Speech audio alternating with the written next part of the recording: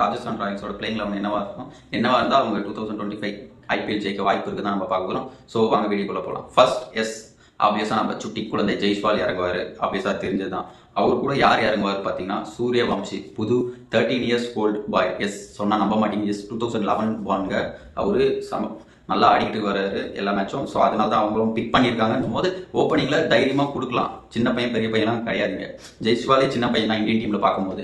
But அவர் அடிக்கலையா 100 அது மாதிரி தான். ஸோ அவரே சொல்லியிருப்பார் பாருங்க, ஒரு இந்த சுட்டி குழந்தையை சப்போர்ட் பண்ணுங்கன்ட்டு. ஸோ அது மாதிரி தான் சப்போர்ட் பண்ணுங்க. இ பிளே டெஃபினட்டாக என்ன பொறுத்த வரைக்கும் முதல் மேட்ச் அவர் ஓப்பனிங் இறங்க 90% வாய்ப்பு இருக்குது. பார்ப்போம்.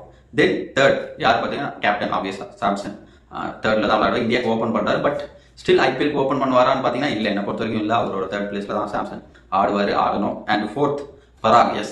மோஸ்ட் ட்ரோல்டு பிளேயர்லேருந்து இப்போ மோஸ்ட் ஃபேமஸ் பிளேயர் மாதிரி ஆயிருக்காரு. செம்ம ட்ரோல்லாம் வாங்கியிருக்காரு இவர் சொல்ல போனால். But now is one of the இவருக்கு கண்டிப்பாக நல்ல சப்போர்ட் கிடைக்கிது அவங்க ஸ்டேட்ல இப்போ ராஜஸ்தான் டீம்லேயே. ஸோ பராக் இந்தியன் டீம் போய் இப்போ ஆடுறாருன்னும் போது நல்ல எக்ஸ்பீரியன்ஸ் கெயின் பண்ணிட்டு வராரு. நம்பர் 4 நல்ல பிளேயர், கண்டிப்பாக இவர் தான் ஆடணும். அண்ட் 5 ஜுரல் ரீட்டைன் பண்ணியிருக்காங்க. பாதி பேர் நம்பியிருக்க மாட்டேங்க ஜுரல் ரீட்டைன் ஆவாங்களான்னு. எனக்கும் அதே சந்தேகம் இருந்துச்சு. பட் ரீட்டைன் பண்ணியிருக்காங்க, நம்பியிருக்காங்க ஜுரல். கண்டிப்பாக ஜுரல் கிட்ட என்ன பொறுத்த வரைக்கும் அவர் எல்லா மாதிரியான பிளேயருங்க. அவர் எப்படி சொன்னால் ஸ்ட்ரோக் பிளேயர்னா எப்படி ஒரு 10 பால் 10 ரன் அடிக்கிற மாதிரி பிளேயரு, சம்டைம் 10 பால் 30 ரன் அடிக்கிற மாதிரி பிளேயரு, ஸ்ட்ரைக் ரேட்டை வந்து ஏற்றவும் முடியும் அவரால் சடனாக டீமுக்கு தேவைன்னா. ஸோ அது மாதிரி player Jurel. Number 5 good choice. And number 6 Hetmyer. எல்லாரும் அவர் ஃபிட்னஸ்னால மேபி அவரை யாரும் எப்படி சொல்கிறது அவரை டவுன் பண்ணுறாங்க. பட் அவர் உண்மையை சொல்ல போனால் நல்ல பிளேயரு, ஃபிட்னஸ் ஓரளவுக்கு இருந்தாலும். பட் ஃபினிஷிங் வரும்போது போன சீசன் பார்த்துருப்பீங்க, எல்லா மேட்சும் எனக்கு தெரிஞ்சு அவருக்கு கிடைச்ச சான்ஸ் எல்லாமே யூஸ் பண்ணி நல்லா ப்ளே பண்ணாருங்க ஹிட்மயர். ஸோ அதனால தான் அவங்க ரீட்டைனும் பண்ணாங்க ஃபேக்ட் சொல்ல. So Hetmyer 6th good choice. And 7 Hasaranga. One of the best bowler from ஸ்ரீலங்கான்னு சொல்லலாம், ஸ்பின்னர்னா. So Azarenka 7th. அப்போ கொஞ்சம் ரன் அவர்கிட்ட எதிர்பார்க்கலாம். ஒரு 20-15 ரன்ஸ் க்ரூஷியல் டைமில் எதிர்பார்க்கலாம். So number 7. Then 8 Theekshana. From சிஎஸ்கேலேருந்து வந்திருக்காரு. நல்ல பிளேயர் தான். சிஎஸ்கேக்கும் நல்லா தான் பண்ணாரு. பட் ஸ்டில் அவங்களால ரீட்டைன் பண்ண முடியல. தீக்ஷனா 8. And number 9 Archer. இவர் தான் மேபி ஃபுல் ஃபிட்டாக இருக்காருன்னு நினைக்கிறேன். அதனால தான் பேர் கொடுத்துருப்பாரு இந்த ஐபிஎல்ல.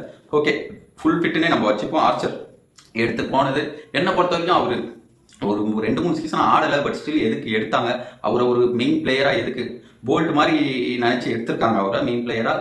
பட் விளையாடணுமே அதுக்கு. ஸ்டில் ஆர்ச்சர் விளையாண்டாருன்னா good choice. 9th place. And then 10th place Tushar Deshpande.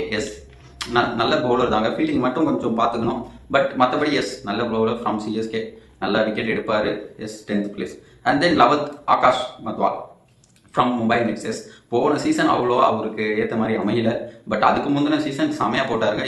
அவராக தான் சொல்ல போனால் எனக்கு தெரிஞ்சு பிளே ஆஃப் கிட்ட வந்தாங்க மும்பை இந்தியன்ஸ். பிளே ஆஃப் கிட்ட வந்தாங்க.